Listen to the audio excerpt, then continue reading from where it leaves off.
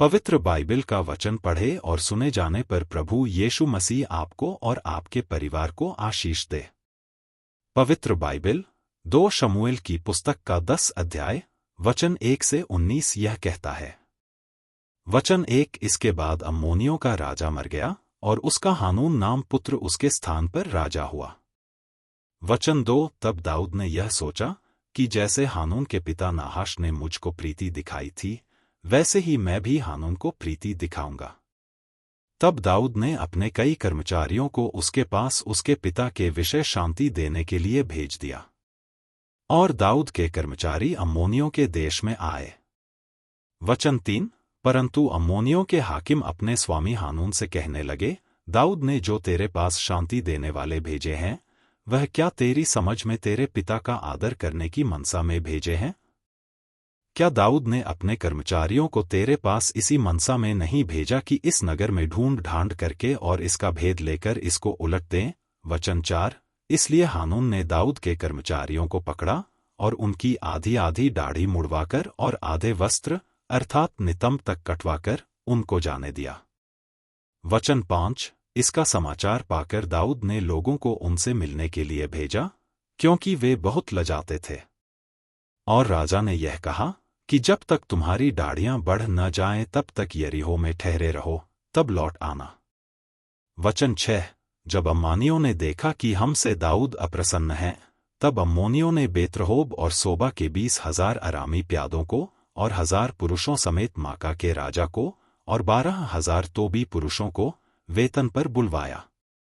वचन 7 यह सुनकर दाऊद ने योआब और शूरवीरों की समस्त सेना को भेजा। वचन 8 तब अम्मोनी निकले और फाटक ही के पास पांति बांधी, और सोबा और रहोब के अरामी और तोब और माका के पुरुष उनसे न्यारे मैदान में थे।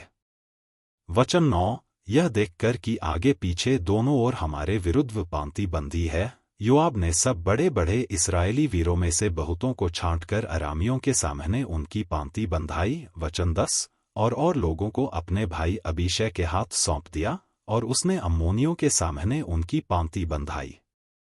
वचन 11 फिर उसने कहा, यदि अरामी मुझ पर प्रबल होने लगे तो तू मेरी सहायता करना, और यदि अम्मोनी तुझ पर प्रबल होने लगोगे तो मैं आकर तेरी सहायता करूंगा।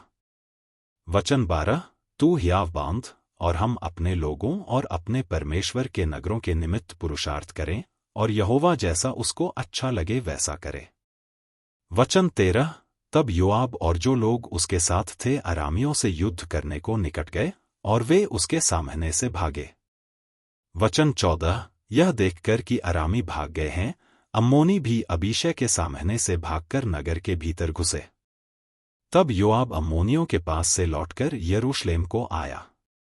वचन 15 फिर यह देखकर कि हम इस्राएलियों से हार गए अरामी इकट्ठे हुए।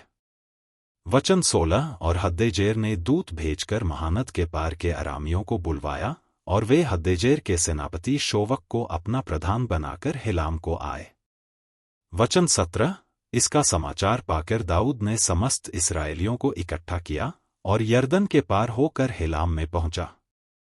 तब अराम दाऊद के विरुद्ध पांति बांधकर उससे लड़ा। वचन 18 परंतु अरामी इस्राएलियों से भागे, और दाऊद ने अरामियों में से 700 रथियों और 40,000 सवारों को मार डाला, और उनके सेनापति शोबक को ऐसा घायल किया कि वह वहीं मर गया। वचन 19 यह देखकर कि हम इस्राएल से हार गए हैं, जितने राजा हद्देजेर के अधीन थे उन सबों ने इस्राएल के साथ संधि की और उसके अधीन हो गए, और अरामी अम्मोनियों की ओर सहायता करने से डर गए। यदि आप विश्वास करते हैं तो यह वचन सभी विश्वासियों को भेजें, और इस चैनल को प्रभु यीशु मसीह के नाम से सब्सक्राइब करें और आशीष प्राप्त करें। धन्यवाद।